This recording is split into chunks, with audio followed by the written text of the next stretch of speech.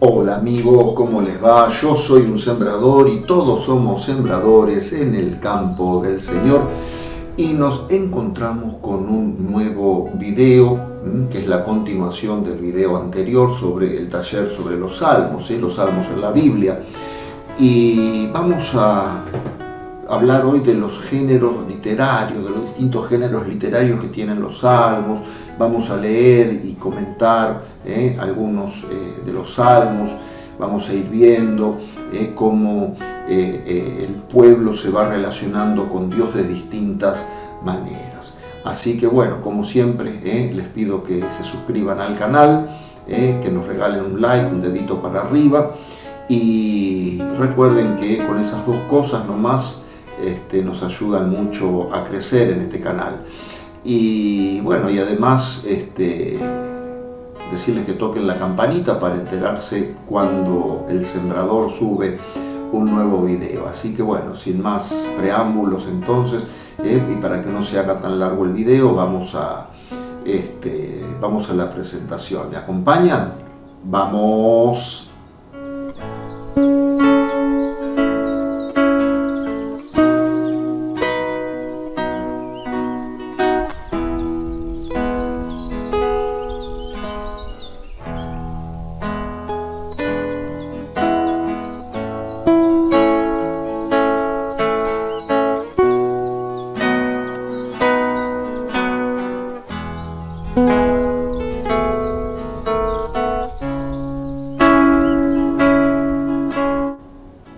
Bien, estamos entonces, vamos a compartir el tema acerca de los géneros literarios de los salmos.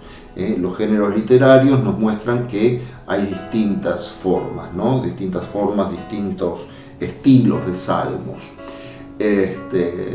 Vamos a repasar un poquitito el concepto anterior al respecto de los géneros literarios cuando hablamos de la autoría de los salmos. O sea, es imposible que los 150 salmos se le atribuyan a un solo autor, o sea, sean de un solo autor, como en este caso que la tradición le atribuye al rey David. Algunos ya dijimos que son de David y otros no.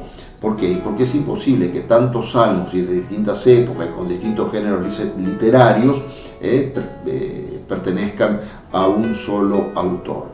Bueno, vamos a ver entonces ahora la primera división de los géneros literarios. En los principales géneros tenemos himnos o cantos de alabanza, salmos de súplica y salmos de acción de gracias. ¿Por qué himnos o cantos de alabanza?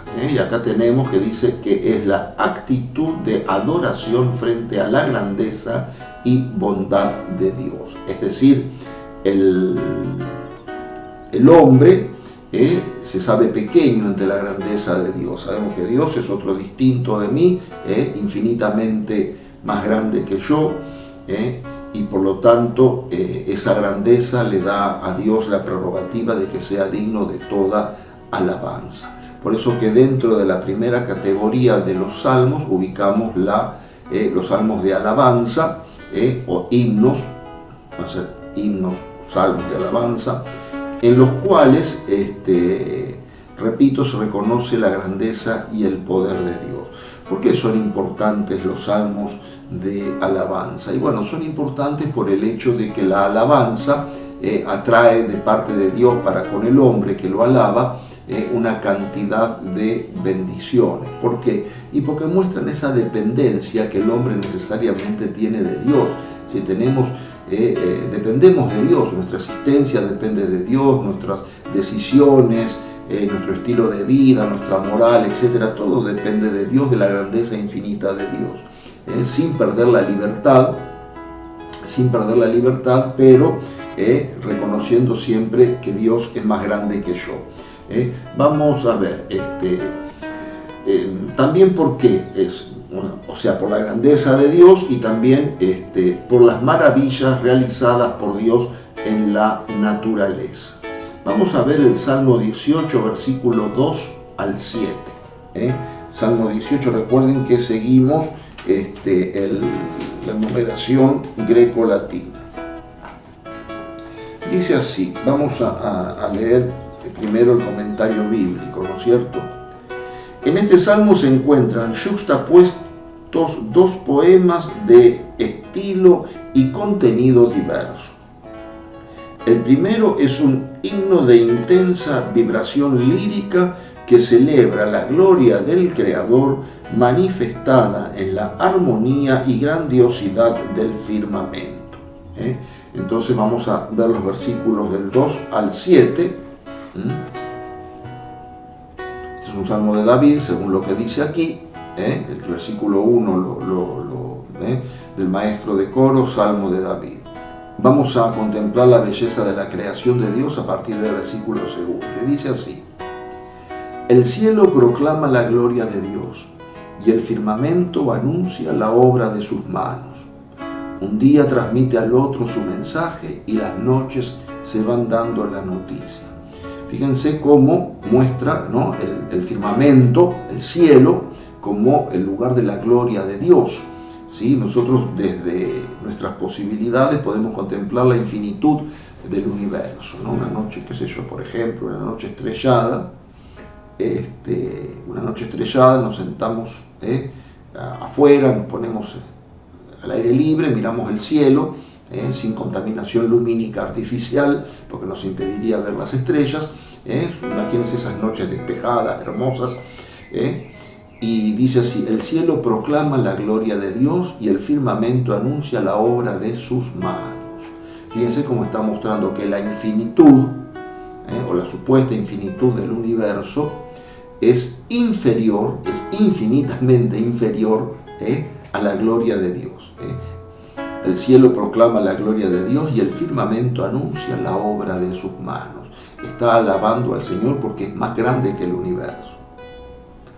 Un día transmite al otro este mensaje y las noches se van dando la noticia. Muestran cómo Dios permite no lo tenemos que circunscribir a lo literal. Un día transmite al otro su mensaje y las noches se van dando la noticia. ¿Qué nos muestra? Cómo depende de Dios el devenir de la naturaleza, el devenir cósmico, cómo depende todo de la mano de Dios, ¿no es cierto?, que está simbolizado en esta imagen de la sucesión de los días. Aquí en la sucesión de los días están puestos justamente para mostrarnos la grandeza de la creación y cómo Dios sostiene en el ser, esto lo enseña la metafísica aristotélica, cómo Dios sostiene en el ser al universo que Él ha creado. Bueno, Aristóteles nos hablaba de creación, vamos a hablar mejor de Santo Tomás de Aquino, ¿no es cierto? Que Santo Tomás de Aquino es el que toma la filosofía de Aristóteles y cristianiza los conceptos griegos, paganos, ¿sí? Y le introduce acá al concepto griego, le introduce todo el tema de la creación. Sin hablar, sin que pronuncien palabras, sin que se escuche su voz, resuena su eco por toda la tierra y su lenguaje hasta los confines del mundo. Es decir, lo que decíamos en el video anterior, ¿no es cierto? Yo acá en la caja de comentarios les voy a dejar, en la caja de descripción les voy a dejar el enlace del video anterior para que ustedes puedan, para que ustedes puedan encontrarlo, para que ustedes puedan verlo, ¿no es cierto? Al principio yo tomo una cita de la carta a los Romanos, del capítulo 1, que dice cómo Dios se manifiesta a través de sus obras. Y acá dice, sin hablar, sin pronunciar palabras, sin que se escuche su voz, o sea, sin escuchar una voz física, como muchas veces nuestros oídos físicos quisieran escuchar, pero desde el corazón, desde la sabiduría que Dios nos ha dado, podemos ver cómo su eco resuena por toda la tierra, cómo su presencia se hace manifiesta a través de la creación, y su lenguaje llega hasta los confines del mundo. Cómo Dios va trascendiendo. Los confines del mundo significa cómo Dios trasciende el tiempo y la historia, el espacio. Allí puso su carpa al sol, y igual que un esposo que sale de su alcoba, se alegra como un atleta al recorrer su camino. Él sale, o sea, el Señor sale de un extremo del cielo y su órbita llega al otro extremo. No hay nada que escape a su calor. No hay nada que escape a su Creador. Vamos a releerlo de manera lenta y pausada para que ustedes puedan ir haciendo oración con este salmo, ¿no es cierto?, para que podamos alabar al Dios de la creación. El cielo proclama la gloria de Dios y el firmamento anuncia la obra de sus manos. Un día transmite al otro este mensaje y las noches se van dando la noticia. Sin hablar, sin pronunciar palabras, sin que se escuche su voz, resuena su eco por toda la tierra y su lenguaje hasta los confines del mundo. Allí puso una carpa para el sol, y igual que un esposo sale de su alcoba, se alegra como un atleta al recorrer su camino. Él sale de un extremo del cielo y su órbita llega al otro extremo, y no hay nada que escape de su calor. ¿Sí? Está mostrando cómo a través del sol, creado por Dios, cómo va alimentando, si se puede decir, toda la tierra, ¿no? Como Dios se va valiendo de los mismos elementos creados para manifestarse y cobijar al hombre. Nada se escapa de su calor. Vamos a otro salmo, vamos al Salmo 28, siguiendo siempre la numeración grecolatina, 25, 28, aquí está, de este lado. Este vibrante himno de alabanza celebra la majestad y el poder de Dios que se manifiestan en el fragor de la tormenta. La voz del Señor es el trueno que sacude con su ímpetu todas las fuerzas de la naturaleza. A la voz del Señor en esta teofanía cósmica responde la alabanza litúrgica de toda la creación, expresada en una sola palabra, gloria. Es algo bellísimo, ahora lo vamos a leer y lo vamos a comentar. Probablemente este salmo es la adaptación de un antiguo himno cananeo en honor de Baal, porque muchos salmos fueron también compuestos en el exilio, en honor de Baal, el dios de las tormentas. Fíjense cómo la palabra de Dios capta, absorbe lo que es el paganismo y lo transforma, ¿sí? Y lo transforma en el culto al único Dios. Otro salmo de David dice: aclamen al Señor, hijos de Dios. O sea, invita a la alabanza de Dios, ¿no? A todos los seres humanos. Aclamen la gloria y el poder del Señor. Aclamen la gloria del nombre del Señor. Adórenlo al manifestarse su santidad. La voz del Señor sobre las aguas. El Dios de la gloria hace oír su trueno. En la antigüedad se confundían los truenos con la ira de Dios, ¿no es cierto? El Señor está sobre las aguas torrenciales, o sea, está por encima de las aguas torrenciales. La voz del Señor es potente, la voz del Señor es majestuosa. La voz del Señor parte los cedros. El Señor parte los cedros del Líbano. Hace saltar al Líbano como un novillo y al Sarión como un toro salvaje. Fíjense que está asociando la voz del Señor con todos elementos terribles, potentes, ¿no es cierto? Acá sigue diciendo en el versículo 7: la voz del Señor lanza llamas de fuego. La voz del Señor hace temblar el desierto. El Señor hace temblar el desierto de Cades. La voz del Señor retuerce las encinas. El Señor arrasa las selvas. en su templo. ¿Cuál es el templo al que se refiere acá?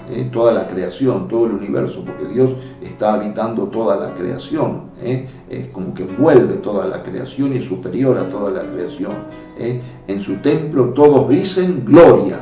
En esta palabra gloria, del versículo 9, está sintetizado todo el salmo. El Señor tiene su trono sobre las aguas celestiales. El Señor se sienta en su trono de Rey eterno. El Señor fortalece a su pueblo. El Señor bendice a su pueblo con la paz. Fíjense cómo baja, ¿no?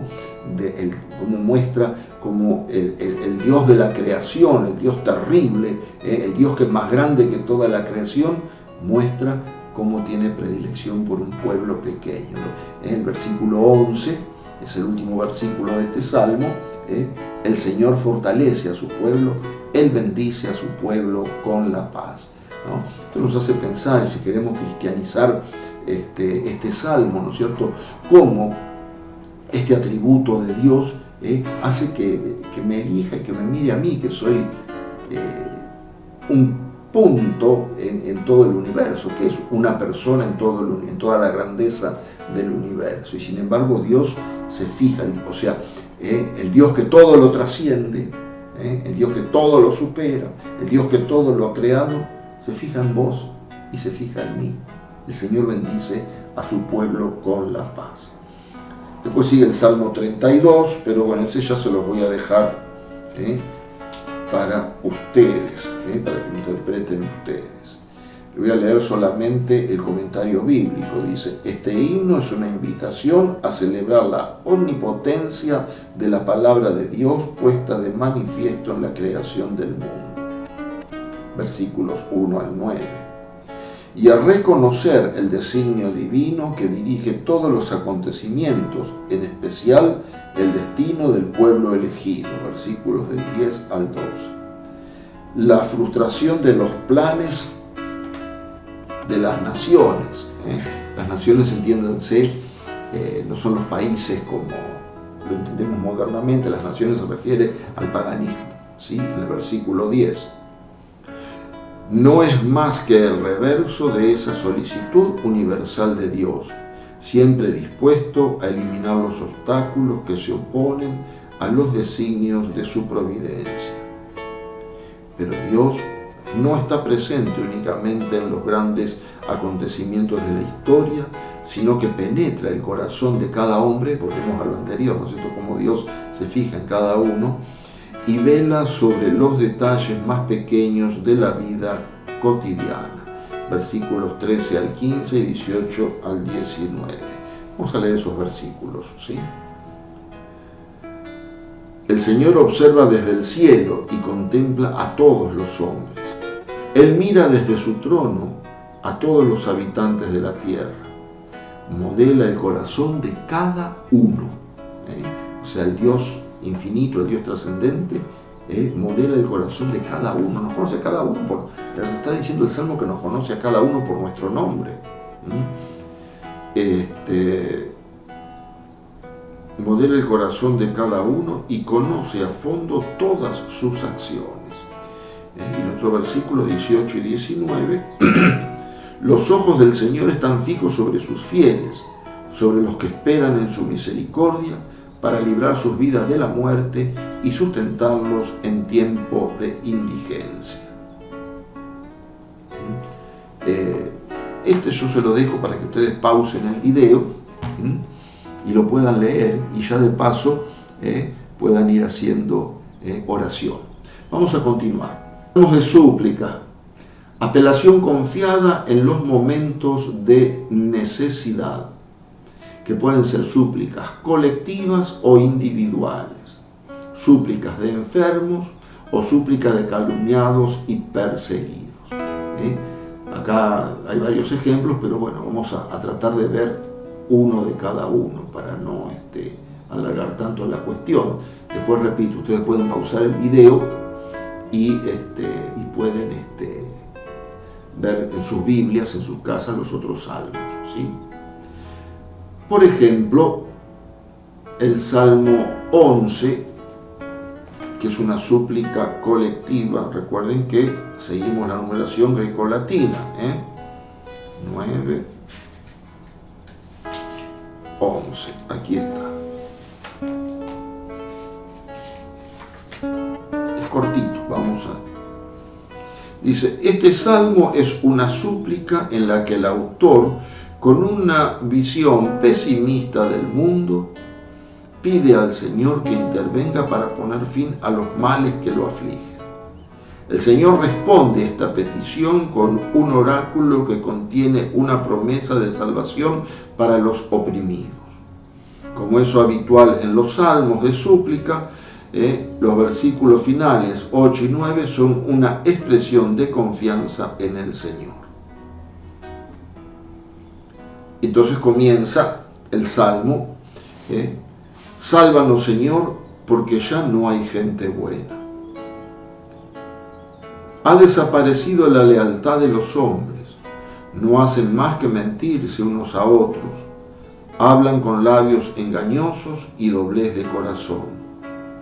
Que el Señor elimine los labios engañosos y las lenguas jactanciosas de los que dicen, en la lengua está nuestra fuerza, nuestros labios nos defienden, ¿quién nos dominará? Ese es como pide ayuda, el salmista pide ayuda y suplica a Dios contra los que es asegurado sobre sí mismos. Acá utiliza el tema de la lengua, los que seguros de sí mismos lo atacan. Versículo 6, vamos a leer el versículo 6, dice, por los sollozos del humilde y los gemidos del pobre, ahora me levantaré, dice el Señor, y daré mi ayuda al que suplica por ella. Está la respuesta del Señor. Las promesas del Señor son sinceras, como plata purificada en el crisol, depurada 7 veces. Número 7 significa perfección en las Escrituras. Y la actitud de confianza, los 2 últimos versículos. Tú nos protegerás, Señor, nos preservarás para siempre de esa gente. Por todas partes merodean los malvados y se encumbran los honores más indignos. Este salmo, si uno quiere tomarlo para orar, por ejemplo, los malvados, los indignos, se puede tomar no enemigos personales por nombre y apellido, pero sí podemos hablar de los malvados y los indignos como un paradigma de lo que es el mundo, contrario a los criterios de la fe, contrario a los criterios del Evangelio. Vamos a ver una súplica de enfermos, Salmo 6.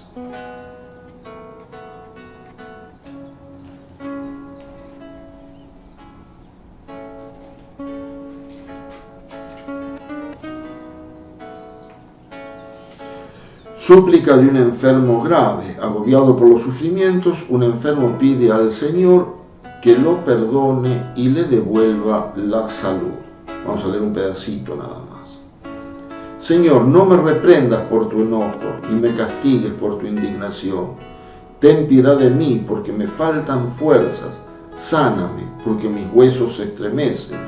Mi alma está atormentada. ¿Y tú, Señor, hasta cuándo? Vuélvete, Señor, rescata mi vida, sálvame por tu misericordia, porque en la muerte nadie se acuerda de ti, y quién podrá alabarte en el abismo. Fíjense qué lindo salmo para cuando estamos enfermos, cuando estamos deprimidos, cuando muchas veces la gente viene y me dice, uy, padre, estoy muy deprimido. Bueno, toma la palabra de Dios. Pedirle a Dios la iluminación. Y por ejemplo acá en el Salmo 6 tenés una súplica, porque al rezar con el Salmo no es una súplica únicamente del autor del Salmo, sino que uno se convierte en el que le está suplicando a Dios con sus mismas palabras, que sería la súplica más perfecta que le podemos ofrecer a Dios, no con nuestras propias palabras, porque ¿qué pasa? Con nuestras propias palabras corremos el riesgo de que le falten cosas de que haya más cosas más profundas que pedirle al Señor. Y acá el Salmo, la misma palabra de Dios, lo expresa. Entonces, con la misma palabra de Dios podemos suplicarle al Señor. Vamos a ver de calumniados y perseguidos.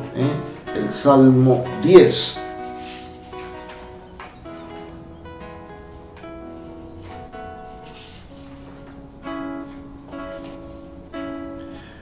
Justicia de Dios, motivo de confianza. Ante una grave amenaza de muerte, cuando la prudencia humana haría razonable la huida, el salmista responde a sus amigos con la expresión de absoluta confianza en Dios. El Salmo dice así: yo tengo mi refugio en el Señor. ¿Cómo pueden decirme entonces, escapa a la montaña como un pájaro? Porque los malvados tienden su arco y ajustan sus flechas contra la cuerda. Cuando la situación nos sobrepasa y queremos confiar en el Señor, yo tengo mi refugio en el Señor. Yo tengo mi refugio en el Señor.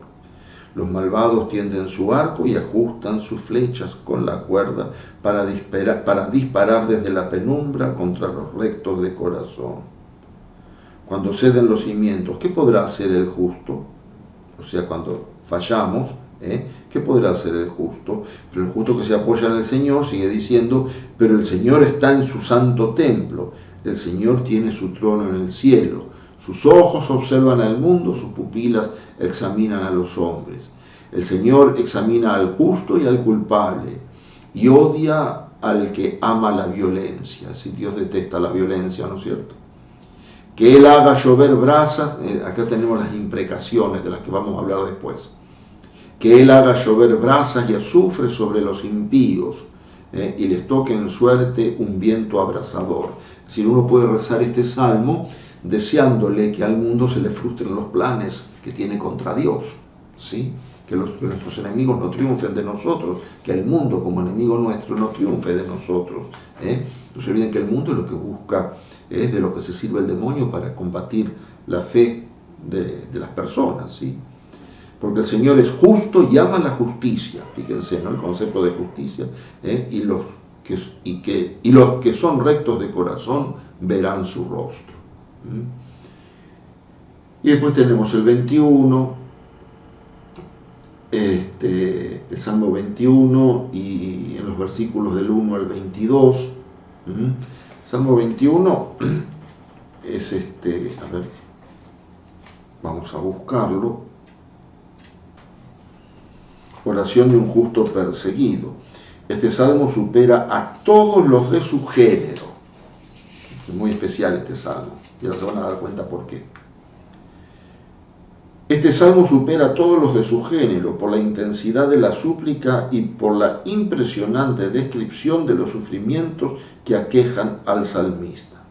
En él se encuentra expresado el desamparo de un hombre justo que ha tocado el límite del sufrimiento físico y moral, sobre todo el del sentirse abandonado por Dios. Versículo 2. Nos tiene que sonar conocido. ¿Por qué es tan especial este salmo? Dios mío, ¿por qué me has abandonado? ¿Por qué estás lejos de mi clamor y mis gemidos? Te invoco de día y no respondes, de noche y no encuentro descanso. La tradición, ¿no?, nos dice que es el salmo que Jesús rezó desde la cruz, porque llega a un estado de angustia tan profunda el Señor en la cruz, que experimenta en su corazón el abandono del Padre. Terrible, ¿no? Yo creo que eso le ha dolido más a Jesús que los clavos, experimentar el abandono del Padre. Y por eso, como buen judío que es y conocedor de las Escrituras, él acude al Salmo, que en ese momento le es significativo para él y para rezarlo. Por eso dice: Dios mío, ¿por qué me has abandonado?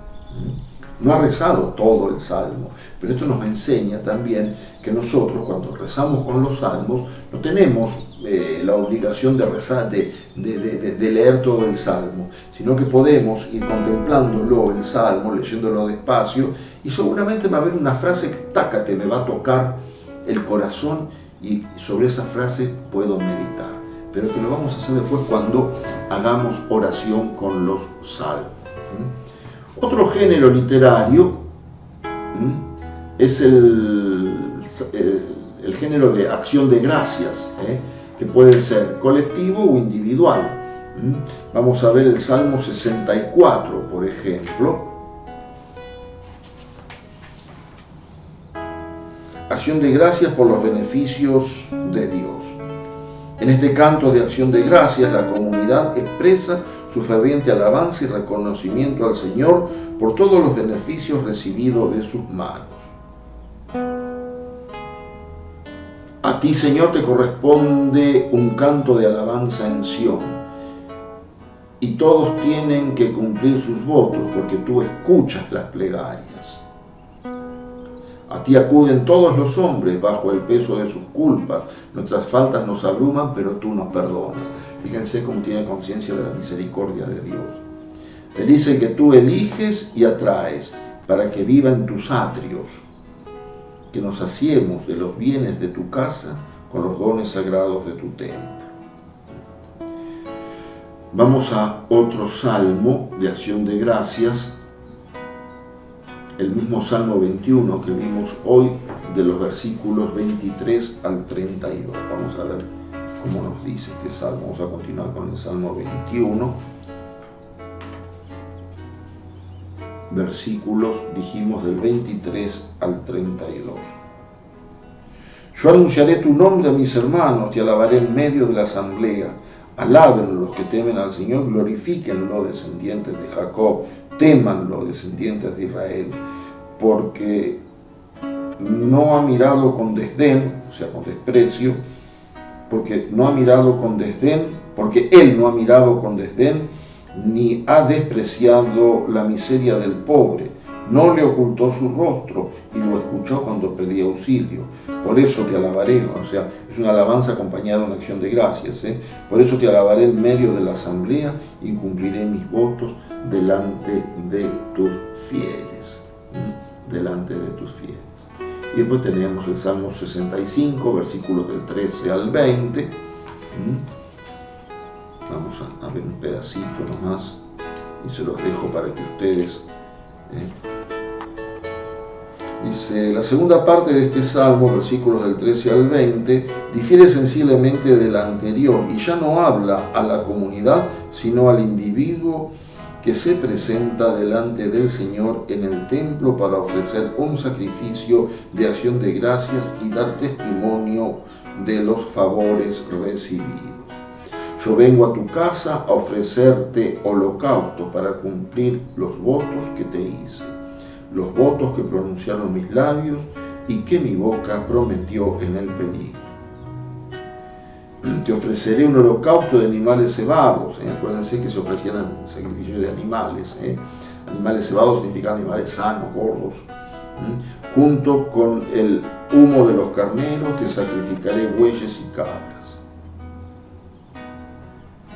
Y termina con una doxología de acción de gracias. Bendito sea Dios que no rechazó mi oración ni apartó de mí su misericordia. Bien. Hasta aquí entonces estos principales géneros literarios. Vamos a continuar. Otros géneros literarios. Tenemos los salmos sapienciales, son los salmos, la literatura sapiencial, recordemos que es la literatura que da normas de vida para el pueblo de Dios. ¿Sí? Nos enseñan cómo vivir, nos orientan ante situaciones moralmente desconcertantes. Nos calman en medio de un mundo no pocas veces injusto y convulso. Aquellos que pretenden comunicar la sabiduría divina y que lo hacen de manera muy similar a la que encontramos en los libros sapienciales, como pueden ser Proverbios o Eclesiastés. Y tenemos, por ejemplo, el Salmo primero, el primer Salmo. Feliz el hombre que ama, que teme al Señor y sigue sus caminos.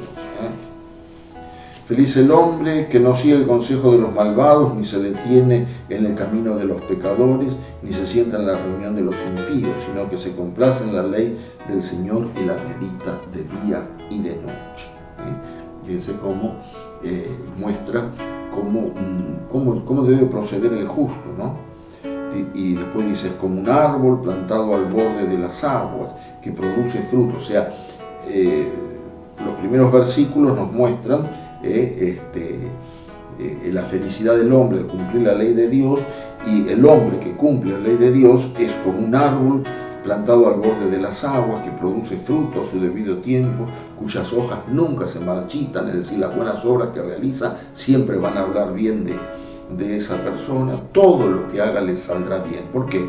Porque no sigue el consejo de los malvados, ni se detiene en el camino de los pecadores, ni se sienta en la reunión de los impíos.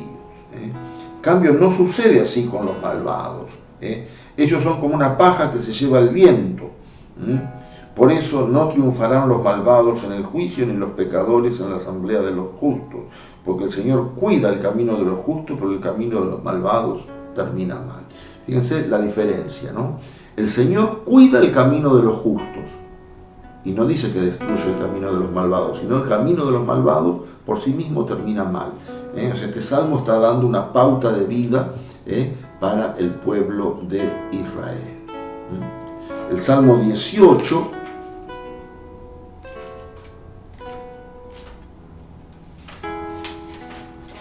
Salmo 18, versículos del 8 al 15.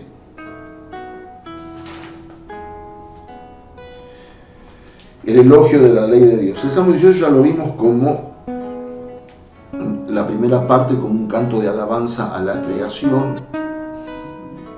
y ahora hace el elogio de la ley de Dios. La ley del Señor es perfecta, reconforta el alma. O sea, como la ley del Señor es liberadora para el alma. El testimonio del Señor es verdadero, da sabiduría al simple. ¿Qué quiere decir? Que, acuérdense el pasaje del Evangelio, felices, como es, te alabo Padre, Señor del cielo y de la tierra, por haber revelado estas cosas a los sabios, por haber ocultado estas cosas, a los sabios y a los prudentes, y haberlas revelado a los pequeños. Es decir, los pequeños, los humildes, los sencillos son aquellos capaces de captar el testimonio del Señor, que es verdadero y que al simple le va a dar sabiduría. Fíjense que las personas sabias, santas, son gente simple, son toda gente simple. Los preceptos del Señor son rectos, pero alegran el corazón. Los mandamientos del Señor son claros, iluminan los ojos y nos dan una pauta de vida. La palabra del Señor es pura, permanece para siempre. Lo que decimos siempre, la palabra del Señor trasciende el tiempo, trasciende la historia, trasciende el espacio. Los juicios del Señor son la verdad, enteramente justos. Y muestra después cómo la ley de Dios, el que la descubre y la capta como un bálsamo para el alma, como dice ahí, reconforta el alma, se convierte en algo atrayente. Por eso dice que estos juicios son más atrayentes que el oro más fino, más dulces que la miel, más que el jugo del panal. Y continúa el salmo. Se los dejo para que ustedes puedan orar con él. Otro grupo de géneros literarios son los salmos reales o los salmos mesiánicos, que hablan directamente del Mesías, tratan del rey como el ungido o escogido de Dios.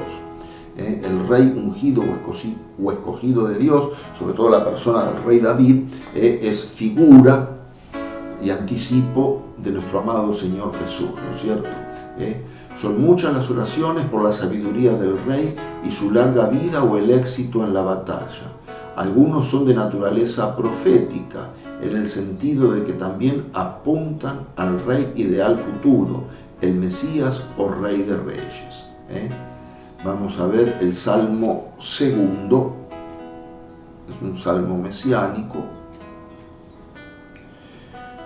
sobre todo a partir del versículo 4, el que reina en el cielo se sonríe, el Señor se burla de ellos, luego los increpa airadamente y los aterra con su furor. Yo mismo establecí mi rey en Sión, mi montaña santa. Mi rey en Sión, la montaña santa. ¿Quién es el rey de los judíos? Jesús. Eres tú el rey de los judíos. Jesús de Nazaret, el rey de los judíos. Está profetizando al Mesías este salmo. Voy a proclamar el decreto del Señor. Él me ha dicho, tú eres mi hijo, yo te he engendrado hoy. Pídeme y te daré las naciones como herencia. Como está profetizando la realeza de Jesucristo. Pídeme y te daré las naciones como herencia y como prosperidad los confines de la tierra. Los quebrarás con un cetro de hierro, los destrozarás como a un vaso de arcilla.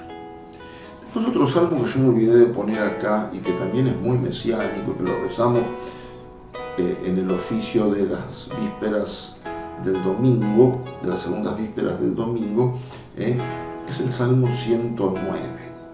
109, el Mesías rey y sacerdote.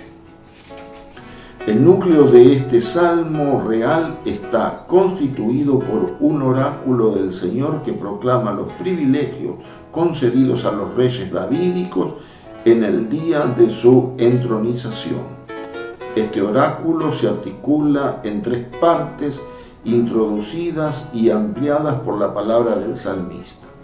El primer privilegio del rey es el de ser lugarteniente del Señor y partícipe de su soberanía. Versículos 1 y 2. De David, Salmo. Dijo el Señor a mi Señor, siéntate a mi derecha, mientras yo pongo a tus enemigos como estrado de sus pies. El versículo 4 está profetizando el sacerdocio de Cristo, el sacerdocio del Mesías. El Señor lo ha jurado y no se retractará. Tú eres sacerdote para siempre a la manera de Melquisedec. Y el versículo 5, las victorias del Mesías. A tu derecha, Señor, Él derrotará a los reyes en el día de su enojo. Juzgará a las naciones, amontonará cadáveres y aplastará cabezas por toda la tierra. En el camino beberá del torrente, por eso erguirá su cabeza. La victoria del Mesías, Cristo, que triunfa a pesar de todo. Continuamos. Otro grupo de salmos son los salmos históricos, proféticos, de confianza, de peregrinación, de entrada al santuario y penitenciales. Los históricos se los califica así porque contienen un recuento de la historia de Israel. Lo más probable es que se cantara durante el culto en el templo en el antiguo Israel. Vamos a ver, por ejemplo, el Salmo 77. Meditación sobre la historia de Israel. A ver. Por ejemplo, vamos a leer el versículo 12 al 16. El Señor hizo prodigios a la vista de sus padres, en la tierra de Egipto, en los campos de Tanis. Abrió el mar para darles paso y contuvo las aguas como un dique. De día los guiaba con la nube y de noche con el resplandor del fuego. Partió las rocas en el desierto y les dio de beber a raudales. Sacó manantiales del peñasco e hizo correr las aguas como ríos. Está mostrando las maravillas, por eso histórico, porque las maravillas de Dios en el Éxodo. Y acá dice la contrapartida, pero volvieron a pecar contra él. Acá le está reprochando a Israel también, acontecimiento histórico. Pero volvieron a pecar contra él y a rebelarse contra el Altísimo en el desierto y tentaron a Dios en sus corazones pidiendo comida a su antojo. Hablaron contra Dios diciendo, ¿acaso tiene Dios poder suficiente para preparar una mesa en el desierto? Es verdad que cuando golpeó la roca, brotó agua y desbordaron los torrentes, pero ¿podrá también darnos pan y abastecer de carne a su pueblo? El Señor al oírlo se indignó y un fuego se encendió contra Jacob. Su enojo se alzó contra Israel porque no creyeron en Dios ni confiaron en su auxilio. Salmo histórico. Salmos proféticos, vamos a tratar de avanzar un poco más rápido. Salmos proféticos. Por ejemplo, el Salmo 13. Vamos a ver el Salmo 13 que nos dice. La insensatez de los que olvidan a Dios. Y a ver, vamos a ver qué versículo.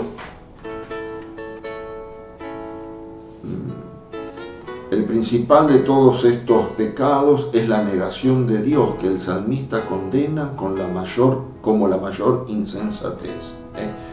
El necio se dice a sí mismo, no hay Dios, todos están pervertidos, hacen cosas abominables, nadie practica el bien. El Señor observa desde el cielo a los seres humanos para ver si hay alguien que sea sensato, alguien que busque a Dios. Todos están extraviados, igualmente corrompidos. Nadie practica el bien, ni siquiera uno solo. Nunca aprenderán los malvados, los que devoran a mi pueblo como si fuera pan y no invocan al Señor. Salmos proféticos. Salmos de confianza. La oración de quien se apoya en el Señor. Por ejemplo, vamos a ver el Salmo 26, versículos del 1 al 6. Este salmo consta de dos partes íntimamente relacionadas. En la primera, del 1 al 6, el salmista manifiesta con imágenes muy expresivas su inalterable confianza en el Señor. Esto está reflejado en el versículo 3. Ahora vamos a leer estos versículos. Y su anhelo de vivir constantemente en comunión con Él. Dice así: el Señor es mi luz y mi salvación. ¿A quién temeré? El Señor es el baluarte de mi vida. ¿Ante quién temblaré? Cuando se alzaron contra mí los malvados para devorar mi carne, fueron ellos mis adversarios y enemigos, los que tropezaron y cayeron. Aunque acampe contra mí un ejército, mi corazón no temerá. Aunque estalle una guerra contra mí, no perderé la confianza. Una sola cosa he pedido al Señor, y esto es lo que quiero: vivir en la casa del Señor todos los días de mi vida, para gozar de la dulzura del Señor y contemplar su templo. Sí, Él me cobijará en su tienda de campaña, en el momento del peligro, me ocultará el amparo de su carpa, me afirmará sobre una roca. Por eso tengo erguida mi cabeza. Frente al enemigo que me hostiga, ofreceré en su carpa sacrificios jubilosos y cantaré himnos al Señor. O sea, de confianza, ¿no es cierto? Seguimos. De peregrinación. Los salmos de peregrinación es un Dios que acompaña al pueblo. La compañía de Dios al pueblo. Vamos a ver el Salmo 83 que nos dice: ferviente anhelo del perseguido. Qué amable es tu morada, Señor del universo. Mi alma se consume de deseo por los atrios del Señor. Mi corazón y mi carne claman ansiosos por el Dios viviente. Salmo 83. De entrada al santuario, oración de quien se hospeda en la casa del Señor. Tiene un sentido escatológico, porque siempre no tenemos que entender la entrada al santuario como la entrada a un templo de ladrillos o de piedra. La entrada al santuario significa la entrada en el cielo, por eso son salmos escatológicos. A ver qué nos dice el Salmo 14. Señor, ¿quién se hospedará en tu carpa? ¿Quién habitará en tu santa montaña? Se refiere, el Salmo se refiere, o sea, es escatológico, se refiere al cielo. ¿Quién se hospedará en tu carpa? ¿Cuál es la carpa del Señor para el cristiano? ¿Cuál es la carpa del Señor para nosotros? El santuario del cielo. ¿Quién habitará en tu santa montaña? Que procede rectamente y practica la justicia, que dice la verdad del corazón, y va dando una cantidad de preceptos morales que son los que dan sentido al versículo primero. Señor, ¿quién se hospedará en tu carpa? ¿Quién habitará en tu santa montaña? En la entrada del santuario. Otro salmo de entrada al santuario también muy importante y muy significativo es el Salmo 23. A partir del versículo 7. Puertas, levanten sus dinteles, levántense puertas eternas para que entre el Rey de la Gloria. ¿Quién es ese Rey de la Gloria? El Señor, el fuerte, el poderoso, el Señor poderoso en los combates. Está mostrando a Dios como el Señor del cielo. Y salmos penitenciales. Tradicionalmente son 7 los salmos penitenciales, y hay una devoción cristiana que es de rezarlos para hacer penitencia. Tenemos el Salmo 6, el 31, vamos a ver, aunque sea, vamos a ver el Salmo 6. Después yo los dejo a ustedes para que ustedes puedan anotárselo esto. Súplica de un enfermo grave, este ya lo vimos.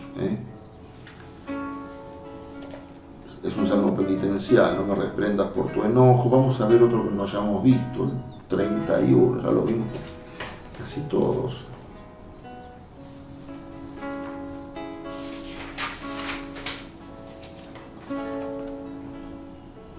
La felicidad del que ha sido perdonado por Dios.